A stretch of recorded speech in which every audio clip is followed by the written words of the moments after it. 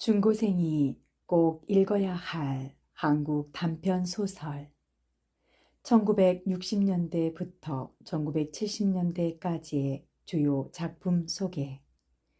1960년대와 1970년대는 독재 정권의 경제성장 정책으로 인간 소외와 빈부격차가 심화되었다. 산업화에 소외된 민중의 삶을 그린 작품들이 주류를 이루는 가운데 감각적 문체의 새로운 작품들도 대거 선보였다. 대표적인 작가와 작품으로는 강신재의 젊은 느티나무, 김동리의 등신불, 정관용의 껍빛단 리, 김승옥의 무진기행, 서울 1964년 겨울, 김정한의 모래톱 이야기, 수라도, 최인훈의 광장, 이청준의 병신과 머저리, 서편제, 눈길, 황순원의 나무들 비탈에 서다, 황석영의 아우를 위하여, 삼포 가는 길, 윤흥길의 장마, 조세희의 난장이가 쏘아올린 작은 공, 이문구의 관촌 수필, 이범선의 표구된 휴지, 서울 1964년 겨울, 김승옥. 나와 아는 포장마차에서 우연히 만나 대화를 나눈다. 그러던 중 한 사내가 끼어들어 오늘 아내가 죽었다고 고백한다. 그들은 통금 시간이 다 되어 여관에 들고 각자 다른 방으로 들어간다. 혼자 있기 싫다던 사내는 다음날 결국 목숨을 끊는다. 나와 안, 사내의 만남을 통해 현대인의 심리적 방황과 연대감의 상실을 그린다. 1964년 겨울을 서울에서 지냈던 사람이라면 누구나 알고 있겠지만 밤이 되면 거리에 나타나는 선술집, 오뎅과 군 참새와 3가지 종류의 술 등을 팔고 있고 얼어붙은 거리를 휩쓸며 부는 차가운 바람이 펄럭거리게 하는 포장을 들치고 안으로 들어서게 되어 있고 그 안에 들어서면 카바이드 불의 길쭉한 불꽃이 바람에 흔들리고 있고 염색한 군용 잠바를 입고 있는 중년 사내가 술을 따르고 안주를 구워주고 있는 그러한 선술집에서 그날 밤 우리 3사람은 우연히 만났다. 우리 3사람이란 나와 도수 높은 안경을 쓴 안이라는 대학원 학생과 정체를 알 수 없지만 요컨대 가난뱅이라는 것만은 분명하여 그의 정체를 꼭 알고 싶다는 생각은 조금도 나지 않는 36살짜리 사내를 말한다. 먼저 말을 주고받게 된 것은 나와 대학원생이었는데 뭐 그렇고 그런 자기소개가 끝났을 때는 나는 그가 안씨라는 성을 가진 25살짜리 대한민국 청년, 대학 구경을 해보지 못한 나로서는 상상이 되지 않는 전공을 가진 대학원생, 부잣집 장남이라는 걸 알았고 그는 내가 25살짜리 시골 출신, 고등학교는 나오고 육군 사관학교를 지원했다가 실패하고 나서 군대에 갔다가 임질에 한 번 걸려 본 적 있고 지금은 구청 병사계에서 일하고 있다는 것을 아마 알았을 것이다. 자기소개들은 끝났지만 그러고 나서는 서로 할 얘기가 없었다. 잠시 동안은 조용히 술만 마셨는데 나는 새까맣게 구워진 군 참새를 집을 때 할 말이 생겼기 때문에 마음속으로 군 참새에게 감사하고 나서 얘기를 시작했다. 안 형, 파리를 사랑하십니까? 아니요, 아직까진. 그가 말했다. 김용은 파리를 사랑하세요? 예, 라고 나는 대답했다. 날 수 있으니까요. 아닙니다. 날 수 있는 것으로서 동시에 내 손에 붙잡힐 수 있는 것이니까요. 날 수 있는 것으로서 손 안에 잡아본 적이 있으세요? 가만 계셔보세요. 그는 안경 속에서 나를 멀거니 바라보며 잠시 동안 표정을 꼼지락거리고 있었다. 그리고 말했다. 없어요. 나도 파리밖에는. 낮엔 이상스럽게도 날씨가 따뜻했기 때문에 길은 얼음이 녹아서 흙물로 가득했었는데 밤이 되면서부터 다시 기온이 내려가고 흙물은 우리의 발밑에서 다시 얼어붙기 시작했다. 소가죽으로 지어진 내 검정 구두는 얼고 있는 땅바닥에서 올라오고 있는 찬 기온을 충분히 막아내지 못하고 있었다. 사실 이런 술집이란 집으로 돌아가는 길에 잠깐 한잔하고 싶은 생각이 든 사람이나 들어올 때지. 마시면서 곁에 선 사람과 무슨 얘기를 주고받는 데는 되지 못하는 곳이다. 그런 생각이 문득 들었지만 그 안경잡이가 때마침 나에게 기특한 질문을 했기 때문에 나는 이놈 그럴듯하다고 생각되어 추위 때문에 저려드는 내 발바닥에 조금만 참으라고 부탁했다. 김용, 꿈틀거리는 것을 사랑하십니까? 하고 그가 내게 물었다. 사랑하고 말고요. 나는 갑자기 의기양양해져서 대답했다. 추억이란 그것이 슬픈 것이든 기쁜 것이든지 그것을 생각하는 사람을 의기양양하게 한다. 슬픈 추억일 때는 고즈넉이 의기양양해지고 기쁜 추억일 때는 소란스럽게 의기양양해진다. 사관학교 시험에서 미역국을 먹고 나서도 얼마 동안 나는 나처럼 대학 입학 시험에 실패한 친구 하나와 미아리 하숙하고 있었습니다. 서울엔 그때가 처음이었죠. 장교가 된다는 꿈이 깨어져서 나는 벅 시리에 빠져 있었습니다. 그때 영영 시리해버린 느낌입니다. 아시겠지만 꿈이 크면 클수록 실패가 주는 절망감도 대단한 힘을 발휘하더군요. 그 무렵 재미를 붙인 게 아침에 10,000원 된 버스칸이었습니다. 함께 있는 친구와 나는 하숙집의 아침 밥상을 밀어놓기가 바쁘게 미아리고기 위에 있는 버스 정류장으로 달려갑니다. 개처럼 숨을 헐떡거리면서 말입니다. 시골에서 처음으로 서울에 올라온 청년들의 눈에 가장 부럽고 신기하게 비치는 게 무엇인지 아십니까? 부러운 건 뭐니 뭐니 해도 밤이 되면 빌딩들의 창에 켜지는 불빛. 아니, 그 불빛 속에서 이리저리 움직이고 있는 사람들이고 신기한 건 버스 칸 속에서 1cm도 안 되는 간격을 두고 자기 곁에 예쁜 아가씨가 서 있다는 사실입니다. 때로는 아가씨들과 팔목에 살을 대고 있기도 하고 허벅다리를 비비고 서 있을 수도 있어서 그것 때문에 나는 하루 종일 시내버스를 이것저것 갈아타면서 보낸 적도 있습니다. 물론 그날 밤에는 너무 피로해서 토했습니다만. 잠깐, 무슨 얘기를 하시자는 겁니까? 꿈틀거리는 것을 사랑한다는 얘기를 하려던 참이었습니다. 들어보세요. 그 친구와 나는 출근 시간에 10,000원 버스 속을 쓰리꾼들처럼 안으로 비집고 들어갑니다. 그리고 자리를 잡고 앉아있는 젊은 여자 앞에 섭니다.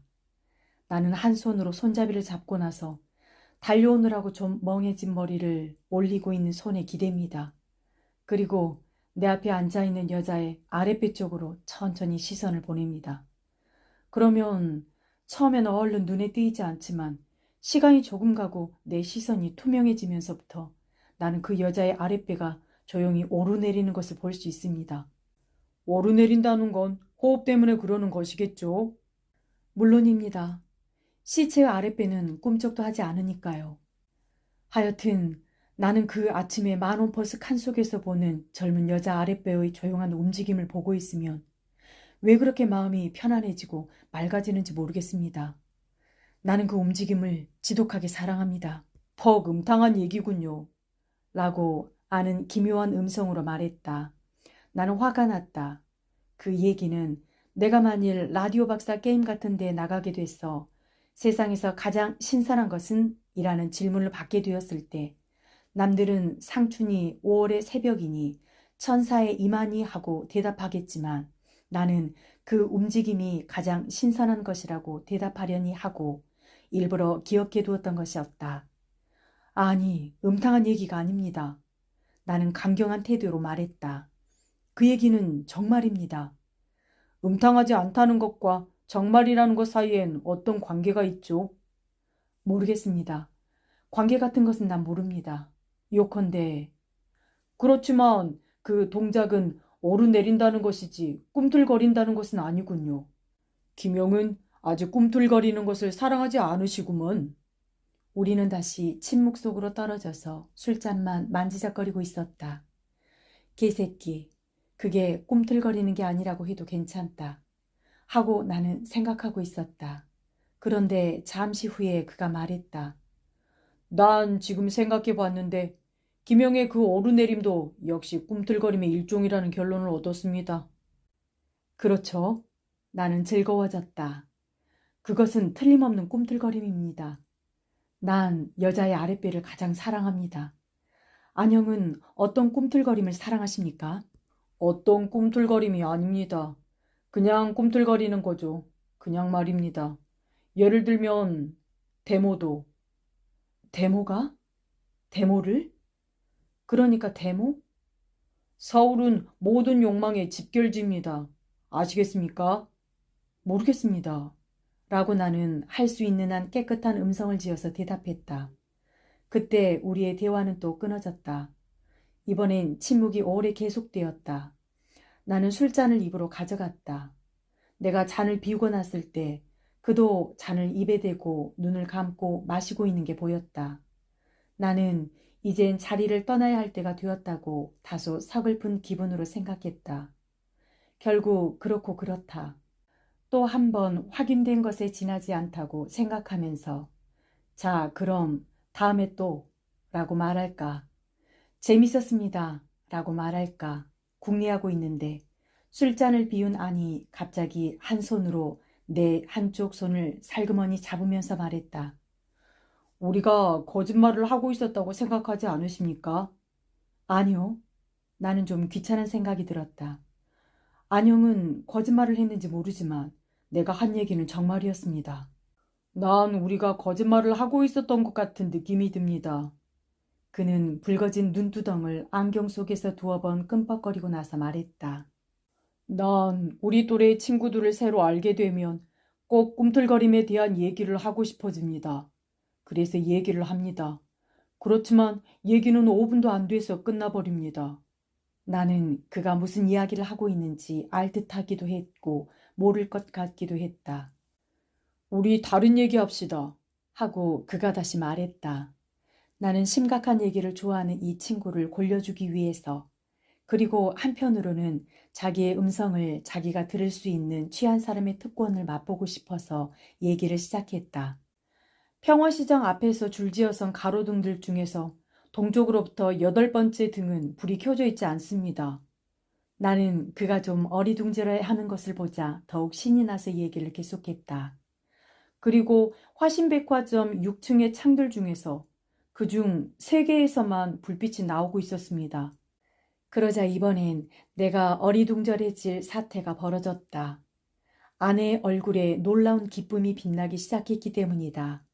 그가 빠른 말씨로 얘기하기 시작했다.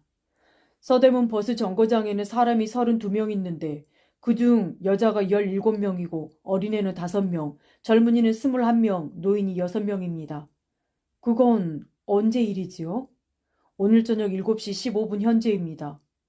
아, 하고 나는 잠깐 절망적인 기분이었다가 그 반작용인 듯 굉장히 기분이 좋아져서 털어놓기 시작했다. 단성사 옆 골목의 첫 번째 쓰레기통에는 초콜릿 포장지가 2장 있습니다. 그건 언제?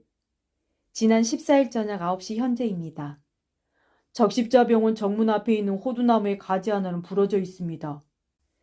을지로 3가에 있는 간판 없는 한 술집에는 미자라는 이름을 가진 색시가 5명 있는데 그 집에 들어온 순서대로 큰 미자, 둘째 미자, 셋째 미자, 넷째 미자, 막내 미자라고들 합니다. 그렇지만 그건 다른 사람들도 알고 있겠군요. 그 술집에 들어가 본 사람은 꼭 김영 하나뿐이 아닐 테니까요. 아참, 그렇군요. 난 미처 그걸 생각하지 못했는데 난 그중에 큰 미자와 하루 저녁 같이 잤는데 그 여자는 다음날 아침 일수로 물건을 파는 여자가 왔을 때 내게 팬티 하나를 사주었습니다. 그런데 그 여자가 저금통으로 사용하고 있는 한 되들이 빈 술병에는 돈이 110원 들어있었습니다. 그건 얘기가 됩니다. 그 사실은 완전히 김영의 소유입니다. 우리의 말투는 점점 서로를 존중해가고 있었다. 나는 하고 우리는 동시에 말을 시작하기도 했다. 그럴 때는 번갈아서 서로 양보했다. 나는 이번에는 그가 말할 차례였다. 서대문 근처에서 서울역 쪽으로 가는 전차의 트롤리가 내 시야 속에서 꼭 5번 파란 불꽃을 튀기는 것을 보았습니다. 그건 오늘 밤 7시 15분에 거길 지나가는 전차였습니다. 안영은 오늘 저녁엔 서대문 근처에서 살고 있었군요. 예, 서대문 근처에서만. 난 종로 2가 쪽입니다. 영보 빌딩 안에 있는 변소문의 손잡이 조금 밑에는 약 2cm가량의 손톱 자국이 있습니다. 하하하 하고 그는 소리내어 웃었다. 그건 김영이 만들어 놓은 자국이겠지요? 나는 무안했지만 고개를 끄덕이지 않을 수 없었다. 그건 사실이었다. 어떻게 아세요? 하고 나는 그에게 물었다. 나도 그런 경험이 있으니까요. 그가 대답했다. 그렇지만 별로 기분 좋은 기억이 못 되더군요. 역시 우리는 그냥 바라보고 발견하고 비밀이 간직해 두는 편이 좋겠어요. 그런 짓을 하고 나서는 뒷맛이 좋지 않더군요. 난 그런 짓을 많이 했습니다만 오히려 기분이 좋았다라고 말하려고 했는데 갑자기 내가 했던 모든 그것에 대한 혐오감이 치밀어서 나는 말을 그치고 그의 의견에 동의하는 고갯짓을 해버렸다. 그러나 그때 나는 이상스럽다는 생각이 들었다. 내가 약 30분 전에 들은 말이 틀림없다면 지금 내 옆에서 안경을 번쩍이고 앉아있는 친구는 틀림없는 부잣집 아들이고 높은 공부를 한 청년이다. 그런데 왜 그가 이래야만 되는가? 안영이 부잣집 아들이라는 것은 사실이겠죠? 그리고 대학원생이라는 것도. 내가 물었다. 부동산만 해도 대략 3천만 원쯤 되면 부자가 아닐까요? 물론 내 아버지 재산이지만 말입니다. 그리고 대학원생이라는 건 여기 학생증이 있으니까. 그러면서 그는 호주머니를 뒤적거리면서 지갑을 꺼냈다. 학생증까진 필요 없습니다. 실은 좀 의심스러운 게 있어서요.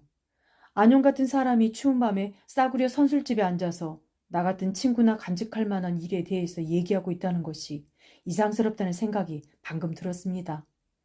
그건, 그는 좀 열띤 음성으로 말했다. 그건 그렇지만 먼저 물어보고 싶은 게 있는데요. 김영이 추운 밤에 밤거리를 쏘다니는 이유는 무엇입니까? 습관은 아닙니다. 나는 나 같은 가난뱅이는 호주머니에 돈이 좀 생겨야 밤거리에 나올 수 있으니까요. 글쎄 밤거리에 나오는 이유는 뭡니까? 하숙방에 들어앉아서 벽이나 쳐다보고 있는 것보다는 나으니까요. 밤거리에 나오면 뭔가 좀 풍부해지는 느낌이 들지 않습니까? 뭐가요? 그 뭔가가. 그러니까 생이라고 해도 좋겠지요. 난 김영이 왜 그런 질문을 하는지 그 이유를 조금은 알 것 같습니다. 내 대답은 이렇습니다. 밤이 됩니다. 난 집에서 거리로 나옵니다. 난 모든 것에서 해방된 것을 느낍니다. 아니, 실제로는 그렇지 않을지도 모르지만 그렇게 느낀다는 말입니다. 김영은 그렇게 안 느낍니까? 글쎄요. 나는 사물의 틈에 끼어서가 아니라 사물을 멀리 두고 바라보게 됩니다. 안 그렇습니까? 글쎄요. 좀, 아니 어렵다고 말하지 마세요. 이를테면 낮엔 그저 스쳐 지나가던 모든 것이 밤이 되면 내 시선 앞에서 자기들의 벌거벗은 몸을 송두리째 드러내고 쩔쩔맨단 말입니다. 그런데 그게 의미가 없는 일일까요? 그런 사물을 바라보고 즐거워한다는 일이 말입니다. 의미요? 그게 무슨 의미가 있습니까? 난 무슨 의미가 있기 때문에 종로 2가 있는 빌딩들의 벽돌수를 헤아리는 일을 하는 게 아닙니다. 그냥 그렇죠. 무의미한 겁니다. 아니 사실은 의미가 있는지도 모르지만 난 아직 그걸 모릅니다. 김영도 아직 모르는 모양인데 우리 한번 함께 그거나 찾아볼까요? 일부러 만들어 붙이지는 말고요. 좀 어리둥절하군요. 그게 안영의 대답입니까? 난 좀 어리둥절한데요. 갑자기 의미라는 말이 나오니까. 아, 참 미안합니다. 내 대답은 아마 이렇게 될 것 같군요. 그냥 뭔가 뿌듯해지는 느낌이 들기 때문에 밤거리로 나온다고. 그는 이번엔 목소리를 낮추어서 말했다. 김영과 나는 서로 다른 길을 걸어서 같은 지점에 온 것 같습니다. 만일 이 지점이 잘못된 지점이라고 해도 우리 탓은 아닐 거예요. 그는 이번엔 쾌활한 음성으로 말했다. 자, 여기서 이럴 게 아니라 어디 따뜻한 데 가서 정식으로 한 잔씩 하고 헤어집시다. 나는 한 바퀴 돌고 여관으로 갑니다. 가끔 이렇게 밤거리를 쏘다니는 밤엔 꼭 여관에서 자고 갑니다. 여관을 찾아든다는 프로가 내게는 최고죠. 우리는 각기 계산하기 위해서 호주머니에 손을 넣었다. 그때 한 사내가 우리에게 말을 걸어왔다. 우리 곁에서 술잔을 받아놓고 연탄불에 손을 쬐고 있던 사내였는데 술을 마시기 위해서 거기에 들어온 것이 아니라 불이 쬐고 싶어서 잠깐 들렀다는 꼴을 하고 있었다. 제법 깨끗한 코트를 입고 있었고 머리엔 기름도 얌전하게 발라서 카바이드 등의 불꽃이 너풀댈 때마다 머리칼의 하이라이트가 이리저리 움직이고 있었다. 그러나 어디선지는 분명하지는 않았지만 가난뱅이 냄새가 나는 36살짜리 사내였다. 아마 빈약하게 생긴 턱 때문이었을까? 아니면 유난히 새빨간 눈시울 때문이었을까? 그 사내가 나나 안 중에 어느 누구에게라고 할 것 없이 그냥 우리 쪽을 향하여 말을 걸어온 것이다. 미안하지만 제가 함께 가도 괜찮을까요? 제게 돈은 얼마든지 있습니다만. 이라고 그 사내는 힘없는 음성으로 말했다. 그 힘없는 음성으로 봐서는 꼭 끼워달라는 건 아니라는 것 같았지만 한편으로는 우리와 함께 가고 싶은 생각이 간절하다는 것 같기도 했다. 나와 아는 잠깐 얼굴을 마주보고 나서 아저씨 술값만 있다면 이라고 내가 말했다. 함께 가시죠 라고 안도 내 말을 이었다. 고맙습니다 하고 그 사내는 여전히 힘없는 음성으로 말하면서 우리를 따라왔다. 아는 일이 좀 이상하게 되었다는 얼굴을 하고 있었고 나 역시 유쾌한 예감이 들지는 않았다. 술자석에서 알게 된 사람끼리는 의외로 재미있게 놀게 되는 것을 몇 번의 경험으로 알고 있었지만 대개의 경우 이렇게 힘없는 목소리로 끼어드는 양반은 없었다. 즐거움이 넘치고 넘친다는 얼굴로 요란스럽게 끼어들어야만 일이 되는 것이었다. 우리는 갑자기 목적지를 잊은 사람들처럼 사방을 두리번거리면서 느릿느릿 걸어갔다.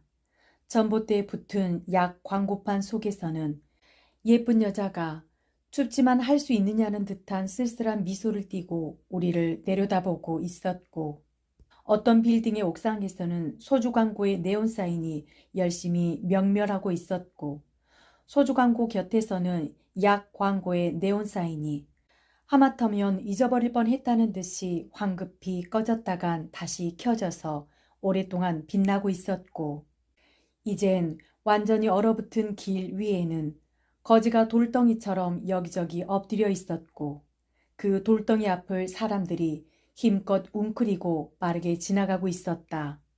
종이 한 장이 바람에 휙 날리어 거리의 이쪽에서 저쪽으로 날아오고 있었다. 그 종이 조각은 내 발밑에 떨어졌다. 나는 그 종이 조각을 집어들었는데 그것은 미희 서비스 특별 염가라는 것을 강조한 어느 비어홀의 광고지였다. 지금 몇 시쯤 되었습니까? 하고 힘없는 아저씨가 아내에게 물었다. 9시 10분 전입니다. 라고 잠시 후에 아니 대답했다. 저녁들은 하셨습니까? 난 아직 저녁을 안 했는데 제가 살 테니까 같이 가시겠어요? 힘없는 아저씨가 이번엔 나와 안을 번갈아 보며 말했다. 먹었습니다. 하고 나와 안은 동시에 대답했다. 혼자서 하시죠. 라고 내가 말했다. 그만두겠습니다. 힘없는 아저씨가 대답했다. 하세요. 따라가 드릴 테니까요. 아니 대답했다. 감사합니다. 그럼 우리는 근처의 중국 요리집으로 들어갔다. 방으로 들어가서 앉았을 때 아저씨는 또 한 번 간곡하게 우리가 뭘 좀 들 것을 권했다. 우리는 또 한 번 사양했다. 그는 또 권했다. 아주 비싼 걸 시켜도 괜찮겠습니까? 라고 나는 그의 권유를 철회시키기 위해서 말했다. 네, 사양 마시고. 그가 처음으로 힘있는 목소리로 말했다. 돈을 써버리기로 결심했으니까요. 나는 그 사내에게 어떤 꿍꿍이 속이 있는 것만 같은 느낌이 들어서 좀 불안했지만 통닭과 술을 시켜달라고 했다. 그는 자기가 주문한 것 외에 내가 말한 것도 사원에게 청했다. 아는 어처구니 없는 얼굴로 나를 보았다. 나는 그때 마침 옆방에서 들려오고 있는 여자의 불그레한 신음소리를 듣고만 있었다. 이 형도 뭘 좀 드시죠? 라고 아저씨가 아내에게 말했다. 아니, 아는 술이 다 깬다는 듯이 펄쩍 뛰고 사양했다. 우리는 조용히 옆방에 다급해져 가는 신음소리에 귀를 기울이고 있었다. 전차의 끽끽거리는 소리와 홍순한 강물 소리 같은 자동차들의 달리는 소리도 희미하게 들려오고 있었고 가까운 곳에선 이따금 초인종 울리는 소리도 들렸다. 우리의 방은 어색한 침묵에 쌓여 있었다. 말씀드리고 싶은 게 있는데요. 마음씨 좋은 아저씨가 말하기 시작했다. 들어주시면 고맙겠습니다. 오늘 낮에 제 아내가 죽었습니다. 세브란스 병원에 입원하고 있었는데 그는 이젠 슬프지도 않다는 얼굴로 우리를 빤히 쳐다보며 말하고 있었다. 네, 그거 안 되셨군요. 라고 앙과 나는 각각 조의를 표했다.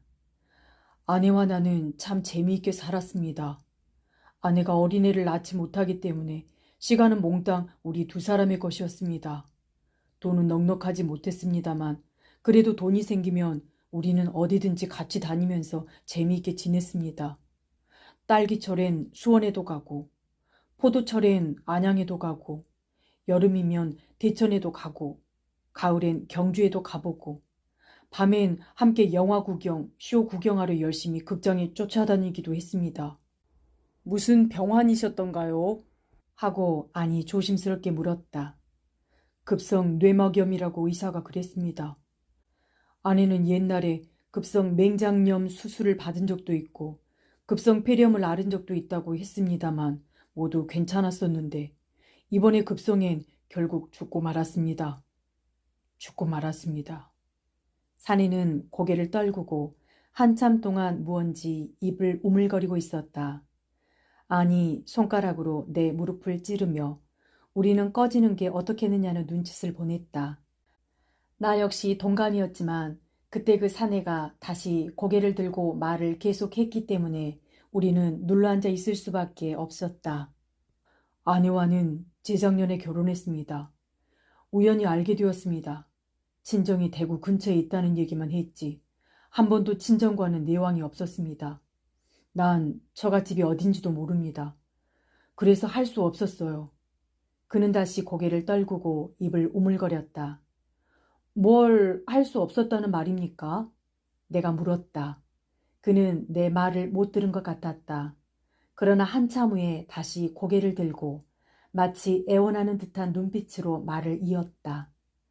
아내의 시체를 병원에 팔았습니다. 할 수 없었습니다. 난 서적 월부 판매 외교원에 지나지 않습니다. 할 수 없습니다. 돈 4,000원을 주더군요.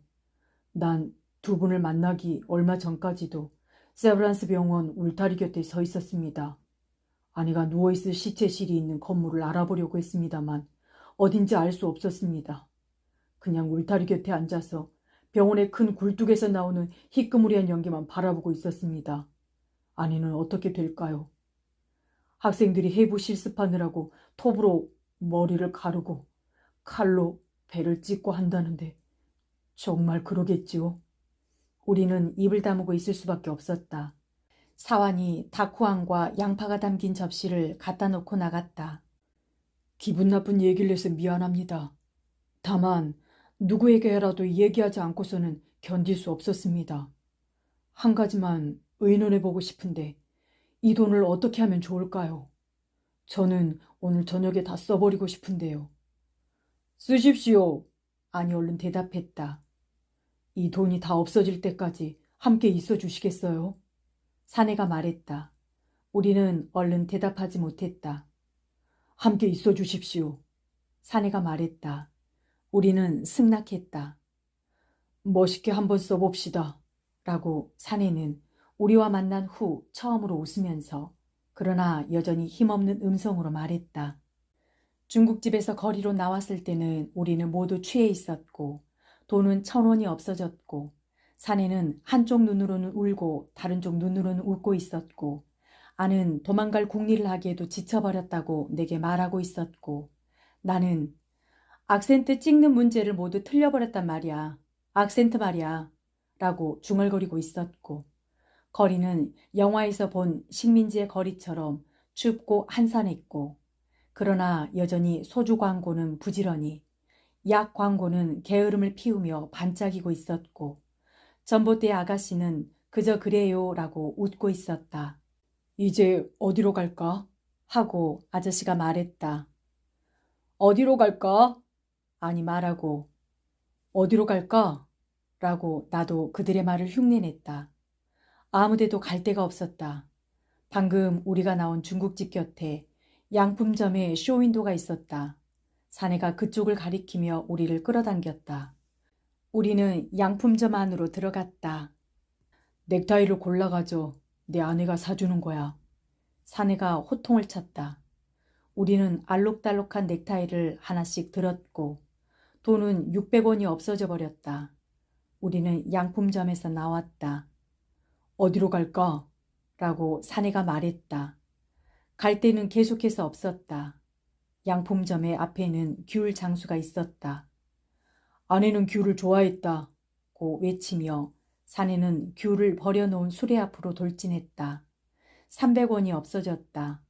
우리는 이빨로 귤 껍질을 벗기면서 그 부근에서 서성거렸다. 택시! 사내가 고함쳤다.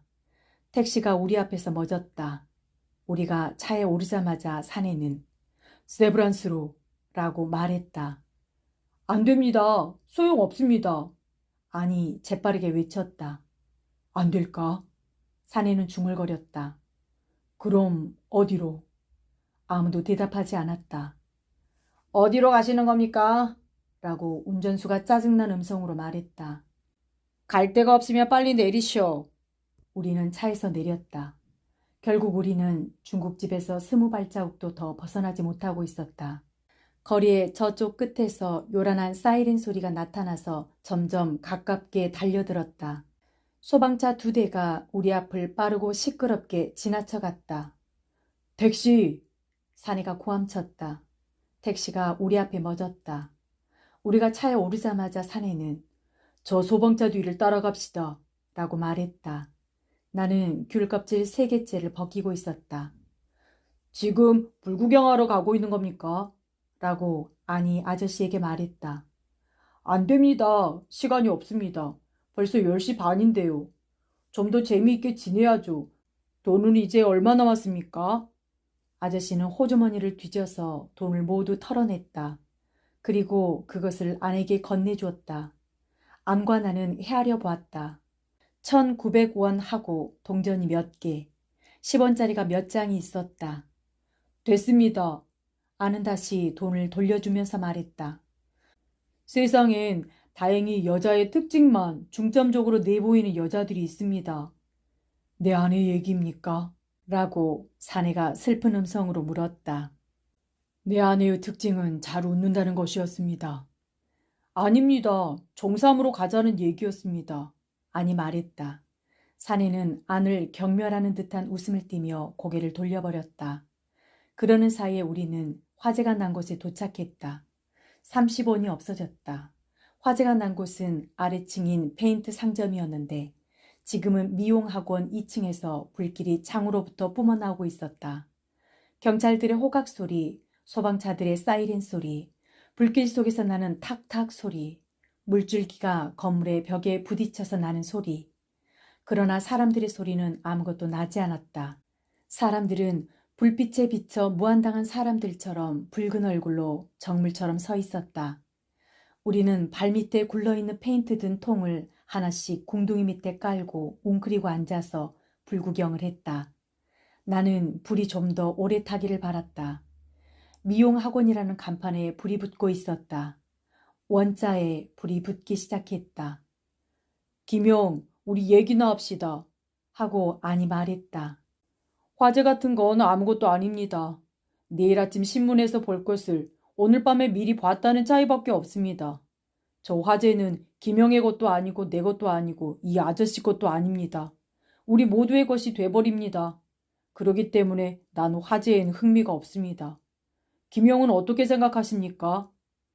동감입니다. 나는 아무렇게나 대답하며 이젠 학자의 불이 붙고 있는 것을 보았다. 아니, 난 방금 말을 잘못했습니다. 화재는 우리 모두의 것이 아니라 화재는 오로지 화재 자신의 것입니다. 화재에 대해서 우리는 아무것도 아닙니다. 그렇기 때문에 나는 화재에 흥미가 없습니다. 김영은 어떻게 생각하십니까? 동감입니다.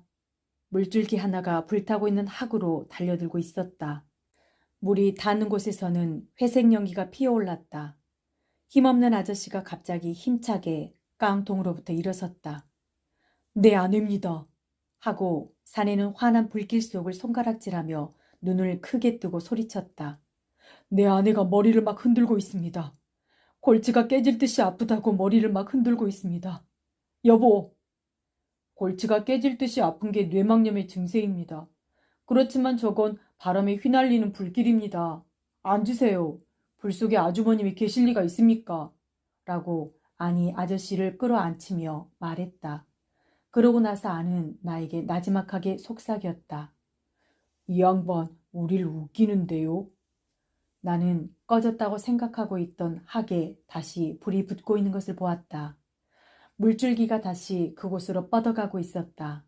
그러나 물줄기는 겨냥을 잘 잡지 못하고 이리저리 흔들리고 있었다. 불은 날쌔게 용을 핥고 있었다. 나는 밑자까지 어서 불 붙기를 바라고 있었고 그리고 그 간판에 불이 붙는 과정을 그 많은 불 구경꾼들 중에서 나 혼자만 알고 있기를 바랐다. 그러나 그때 문득 나는 불이 생명을 가진 것처럼 생각되어서 내가 조금 전에 바라고 있던 것을 취소해버렸다. 무언가 하얀 것이 우리가 웅크리고 앉아있는 곳에서 불타고 있는 건물 쪽으로 날아가는 것이 보였다. 그 비둘기는 불 속으로 떨어졌다. 무엇이 불 속으로 날아들어갔지요? 내가 안을 돌아다보며 물었다. 예, 뭐가 날아갔습니다. 안은 나에게 대답하고 나서 이번엔 아저씨를 돌아다보며 보셨어요? 하고 그에게 물었다. 아저씨는 잠자코 앉아 있었다. 그때 순경 한 사람이 우리 쪽으로 달려왔다. 당신이다! 라고 순경은 아저씨를 한 손으로 붙잡으면서 말했다. 방금 무엇을 불 속에 던졌어? 아무것도 안 던졌습니다. 뭐라고요? 순경은 때릴 듯한 신용을 하며 아저씨에게 소리쳤다. 내가 던지는 걸 봤단 말이오. 무얼 불 속에 던졌어? 돈입니다. 돈?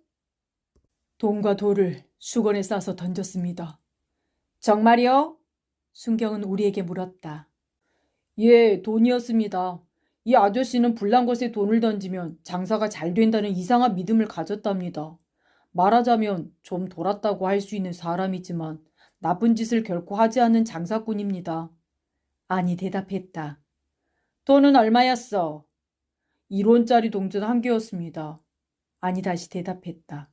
순경이 가고 났을 때 아니 사내에게 물었다. 정말 돈을 던졌습니까? 예. 모두? 예. 우리는 꽤 오랫동안 불꽃이 튀는 탁탁 소리에 귀를 기울이고 있었다. 한참 후에 아니 사내에게 말했다. 결국 그 돈은 다 쓴 셈이군요. 자, 이젠 약속이 끝났으니 우린 가겠습니다. 안녕히 계십시오. 라고 나는 아저씨에게 작별 인사를 했다. 안과 나는 돌아서서 걷기 시작했다. 사내가 우리를 쫓아와서 안과 나의 팔을 한쪽씩 붙잡았다. 나 혼자 있기가 무섭습니다. 그는 벌벌 떨며 말했다. 곧 통행금지 시간이 됩니다. 난 여관으로 가서 잘 작정입니다. 아니 말했다. 난 집으로 갈 겁니다. 내가 말했다. 함께 갈 수 없겠습니까? 오늘 밤만 같이 지내주십시오. 부탁합니다. 잠깐만 저를 따라와 주십시오. 사내는 말하고 나서 나를 붙잡고 있는 자기의 팔을 부채질하듯이 흔들었다. 아마 아내의 팔에 대해서도 그렇게 했으리라. 어디로 가자는 겁니까? 나는 아저씨에게 물었다. 여관비를 구하러 잠깐 이 근처에 들렀다가 모두 함께 여관으로 갔으면 하는데요. 여관에요? 나는 내 호주머니 속에 든 돈을 손가락으로 계산해보며 말했다. 여관비라며 내가 모두 내겠으니 그럼 함께 가시지요. 아니 나와 사내에게 말했다. 아닙니다. 폐를 끼쳐드리고 싶지 않습니다. 잠깐만 절 따라와 주십시오. 돈을 빌리러 가는 겁니까? 아닙니다. 받아야 할 돈이 있습니다. 이 근처에요? 네, 여기가 남영동이라면. 아마 틀림없는 남영동인 것 같군요. 내가 말했다. 사내가 앞장을 서고 안과 내가 그 뒤를 쫓아서 우리는 화재로부터 멀어져 갔다. 빚 받으러 가기에는 시간이 너무 늦었습니다. 아니, 사내에게 말했다. 그렇지만 저는 받아야만 합니다. 우리는 어느 어두운 골목길로 들어섰다. 골목의 모퉁이를 몇 개인가 돌고 난 뒤에 사내는 대문 앞에 전등이 켜져 있는 집 앞에 멈췄다. 나와 아는 사내로부터 10발짝쯤 떨어진 곳에서 멈췄다. 사내가 벨을 눌렀다. 잠시 후에 대문이 열리고 사내가 대문 앞에 선 사람과 말하는 소리가 들렸다. 주인 아저씨를 뵙고 싶은데요. 주무시는데요? 그럼 주인 아주머니는? 주무시는데요? 꼭 배워야겠는데요. 기다려보세요. 대문이 다시 닫혔다.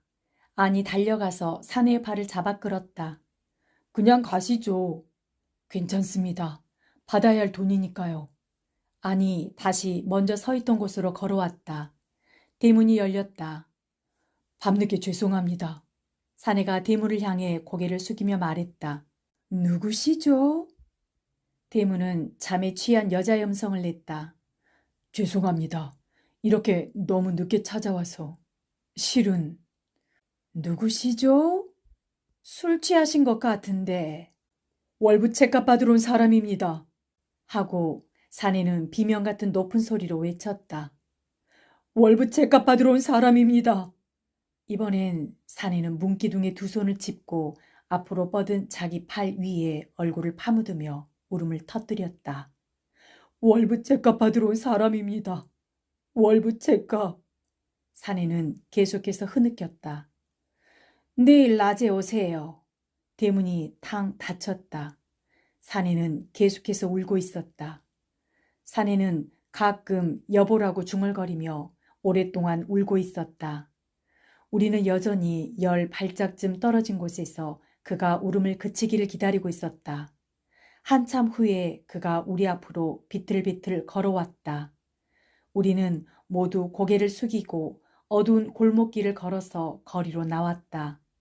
적막한 거리에는 찬바람이 세차게 불고 있었다. 몹시 춥군요. 라고 사내는 우리를 염려한다는 음성으로 말했다. 추운데요. 빨리 여관으로 갑시다. 아니 말했다. 방을 한 사람씩 따로 잡을까요? 여관에 들어갔을 때 아니 우리에게 말했다. 그게 좋겠지요. 모두 한 방에 드는 게 좋겠어요. 라고 나는 아저씨를 생각해서 말했다. 아저씨는 그저 우리 처분만 바란다는 듯한 태도로 또는 지금 자기가 서 있는 곳이 어딘지도 모른다는 태도로 멍하니 서 있었다. 여관에 들어서자 우리는 모든 프로가 끝나버린 극장에서 나오는 때처럼 어찌할 바를 모르고 거북스럽기만 했다. 여관에 비한다면 거리가 우리에게 더 좋았던 셈이었다. 벽으로 나누어진 방들, 그것이 우리가 들어가야 할 곳이었다. 모두 같은 방에 들기로 하는 것이 어떻겠어요? 내가 다시 말했다. 난 지금 아주 피곤합니다. 아니 말했다. 방은 각각 하나씩 차지하고 자기로 하지요. 혼자 있기가 싫습니다. 라고 아저씨가 중얼거렸다. 혼자 주무시는 게 편하실 거예요. 아니 말했다. 우리는 복도에서 헤어져 사원이 지적해준 나란히 붙은 방 3개에 각각 한 사람씩 들어갔다. 화투라도 사다가 놉시다. 헤어지기 전에 내가 말했지만 난 아주 피곤합니다. 하시고 싶으면 2분이나 하세요. 라고 아는 말하고 나서 자기의 방으로 들어가 버렸다. 나도 피곤해 죽겠습니다. 안녕히 주무세요. 라고 나는 아저씨에게 말하고 나서 내 방으로 들어갔다. 숙박계엔 거짓 이름, 거짓 주소, 거짓 나이, 거짓 직업을 쓰고 나서 사원이 가져다 놓은 자릿기를 마시고 나는 이불을 뒤집어 썼다. 나는 꿈도 안 꾸고 잘 잤다. 다음날 아침 일찍 아니 나를 깨웠다. 그 양반 역시 죽어버렸습니다. 아니, 내 귀에 입을 대고 그렇게 속삭였다. 예? 나는 잠이 깨끗이 깨어버렸다. 방금 그 방에 들어가 보았는데 역시 죽어버렸습니다. 역시, 나는 말했다. 사람들이 알고 있습니까? 아직까지는 아무도 모르는 것 같습니다. 우선 빨리 도망해버리는 게 시끄럽지 않을 것 같습니다. 자살이지요? 물론 그렇겠죠. 나는 급하게 옷을 주워 입었다. 개미 한 마리가 방바닥을 내 발이 있는 쪽으로 기어오고 있었다. 그 개미가 내 발을 붙잡으려고 하는 것 같은 느낌이 들어서 나는 얼른 자리를 옮겨 디디었다. 밖에 이른 아침에는 싸락눈이 내리고 있었다. 우리는 할 수 있는 한 빠른 걸음으로 여관에서 떨어져 갔다. 난 그가 죽으리라는 것을 알고 있었습니다. 아니 말했다. 난 짐작도 못했습니다. 라고 나는 사실대로 이야기했다. 난 짐작하고 있었습니다. 그는 코트의 깃을 세우며 말했다. 그렇지만 어떻게 합니까? 그렇지요. 할 수 없지요. 난 짐작도 못했는데. 내가 말했다. 짐작했다고 하면 어떻게 하겠어요? 그가 내게 물었다. 18컷 어떻게 합니까? 그 양반은 우리더러 어떡하라는 건지. 그러게 말입니다. 혼자 놓아두면 죽지 않을 줄 알았습니다. 그게 내가 생각해본 최선의 그리고 유일한 방법이었습니다. 난 그 양반이 죽으리라는 짐작도 못했다니까요. 18것 약을 호주머니에 넣고 다녔던 모양이군요. 아는 눈을 막고 있는 어느 앙상한 가로수 밑에서 멈췄다. 나도 그를 따라가서 멈췄다. 그가 이상하다는 얼굴로 나에게 물었다. 김영, 우리는 분명히 25살짜리죠. 난 분명히 그렇습니다. 나도 그건 분명합니다. 그는 고개를 한번 기웃했다. 두려워집니다. 뭐가요? 내가 물었다. 그 뭔가가, 그러니까. 그가 한숨 같은 음성으로 말했다. 우리가 너무 늙어버린 것 같지 않습니까? 우린 이제 겨우 25살입니다. 나는 말했다. 하여튼 하고 그가 내게 손을 내밀며 말했다. 자, 여기서 헤어집시다. 재미 많이 보세요. 하고 나도 그의 손을 잡으며 말했다. 우리는 헤어졌다. 나는 마침 버스가 막 도착한 길 건너편의 버스 정류장으로 달려갔다. 버스에 올라서 창으로 내다보니 아는 앙상한 나뭇가지 사이로 내리는 눈을 맞으며 무언지 곰곰이 생각하고 서 있었다.